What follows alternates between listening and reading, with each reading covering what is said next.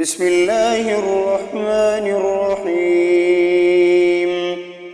إذا زلزلت الأرض زلزالها وأخرجت الأرض أثقالها وقال الإنسان ما لها يومئذ تحدث أخبارها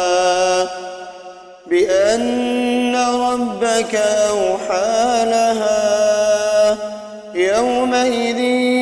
يصدر الناس أشتاتا ليروا أعمالهم فمن يعمل مثقال ذرة خيرا يره ومن يعمل مثقال ذرة شرا